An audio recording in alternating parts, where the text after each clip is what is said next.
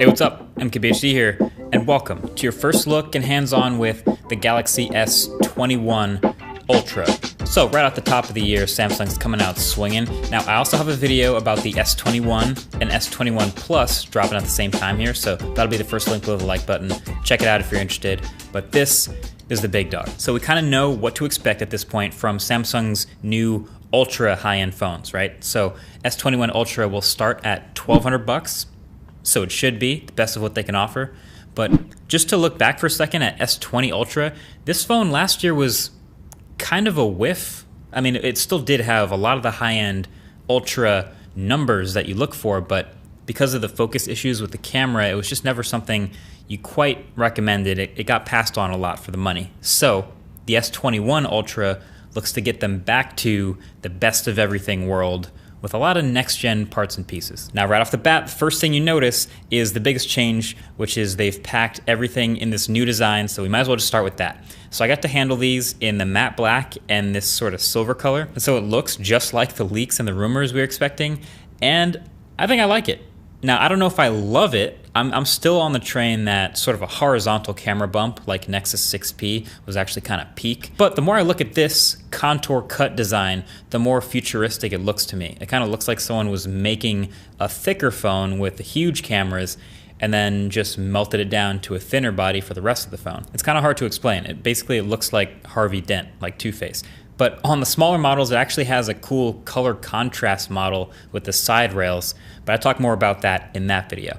On the Ultra, it's all matte across the entire back, which I love, and then shiny on the sides. So, speaking of those cameras, we've got 4 here on the back of the Ultra. It's a new second-gen 108 megapixel main camera with OIS at f1.8. Very curious to see how that'll shoot. Then you've got a 12 megapixel ultra wide, which should be pretty sweet at 120 degrees. And then 2 telephoto cameras. You've got 2, a 3x telephoto and a 10x periscope lens. So this is an interesting zoom situation. I was playing with the phone, trying to imagine why they would do it like this.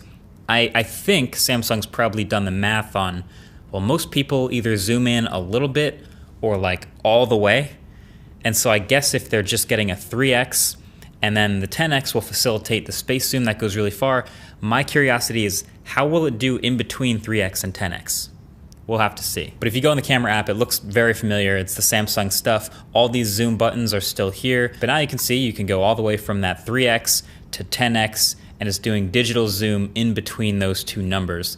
Then from 10x on, it's coming from the periscope lens, and space zoom is still here, so you can go all the way to 100 on the Ultra. And it's right off the bat actually looking much more stable than the last gen, which is actually pretty nice. And there's also some improvements to the higher end modes, like a director's view for more control over live switching between the cameras and recording from multiple cameras at once. And there's also multi-device recording from both the phone's mics and your headphone mics at the same time, and an improved single take mode. So cool stuff here. But we all know the Ultra in Samsung's lineup is supposed to have the top of the line cameras, and this is the best they can offer, and you can even see the laser autofocus here. So I'm almost surprised they didn't toss in a macro camera to sort of fill up the space and make an even grid.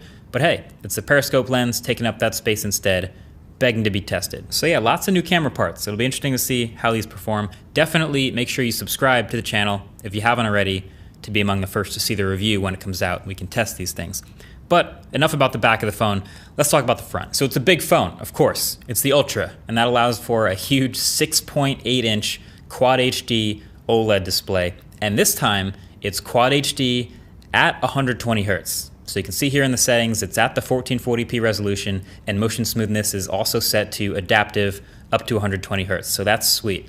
But also, this new adaptive refresh rate on the Ultra is new, and it'll automatically constantly be switching all the way up and down between 10 Hertz and 120 Hertz. So that should help save a lot of battery in this adaptive mode. It'll be really interesting to test to see how responsive it is and to see how much battery it saves. So you imagine when you're not really doing anything on the display, nothing's moving, it throttles all the way down to 10 Hertz.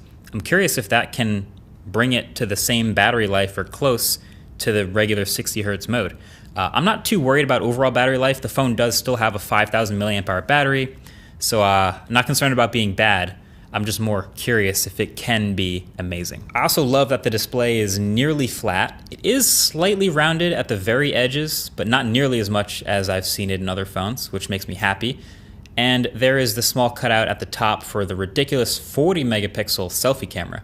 And they also dropped Qualcomm's new, much larger and hopefully faster in-display fingerprint sensor back there. It's 1.77 times larger than the last gen, and I'm hoping less finicky too.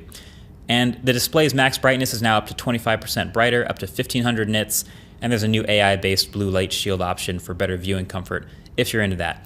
But yeah, everything else you're looking at here is right in line with what you'd expect from the 2021 Samsung flagship. Great build quality, it's IP68 water resistant. The newest internals, of course, with the 5nm Snapdragon 888 in this region. It'll be the 5nm Exynos chip in other regions, which will be interesting again to test to see how it fares with battery. 15-watt wireless charging. There's reverse wireless charging too. Great buttons, tiny bezels, the whole thing. One interesting spec though that is missing, there is no expandable storage anymore. So the micro SD card is basically going extinct now. Samsung was some of the last ones to do it in their flagships. So there are only 3 specs for total storage on this phone, 128, 256, or 512 gigs. And then so unlike the smaller S21 and S21 Plus, there's different amounts of RAM on these versions. So those all will have 8 gigs of RAM. On the Ultra, you start at 12 gigs of RAM for the 128 and 256.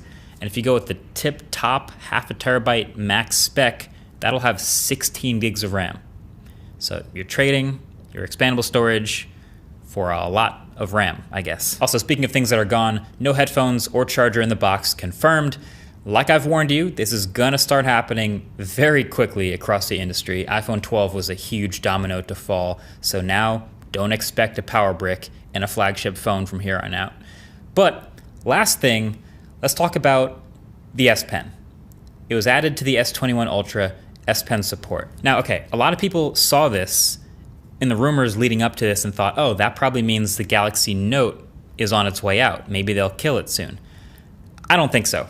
This is just coming from my hour of playing with the phone. The stylus on the S21 Ultra feels like a very optional add-on accessory, where on the Galaxy Note, well, it's still an integral part of the Note experience, and it's just, they're in very different worlds. So first of all, like I said, it's an optional $40 accessory. So if you want to buy an S Pen for your S21 Ultra, it'll cost you. And then it's actually compatible with other S Pens of the past. So if you have one already, you can carry that too. But the whole experience is passive. So the whole low latency writing and drawing experience is all the same, but there's no Bluetooth or gesture controls like you would have on the Note. And then of course, there's the whole how do you carry it question, since there's no silo built into the phone. So that's another optional accessory. So you can get a stylus and a case for now $70 extra. And the phone sort of just clicks into this rubber slot in the side of the case, which is fine, I guess, but it's definitely a very optional accessory. And so if you're gonna go through all of that and spend extra money to have a stylus on your high-end Samsung phone, I feel like the obvious choice is to buy a Note where it slots in perfectly and neatly every time, charges, has the active experience, has more features. And of course there will be a Note 21 Ultra. I guess it's not an of course thing. I'm predicting there will be a Note 21 Ultra that people wanting a stylus should consider later this year. So I don't think the Note's going anywhere. But that's basically it for the new S21 Ultra. What do you think? Is this enough of a redemption? I mean, you get the huge numbers again, you get a lot of next-gen pieces, it seems to be going in the right direction. There is, of course, the S21 and S21 Plus launching alongside it on January 29th, but if you're gonna spend the big bucks, this is what you're gonna get. And they've also launched smart tags and Galaxy Buds Pro, so Samsung's clearly popping off right at the beginning of the year, but let me know what you think. Is this the one you guys would pick, or would you go for one of the other S21 models? Let me know. Thanks for watching. I'll catch you guys in the next one. Peace.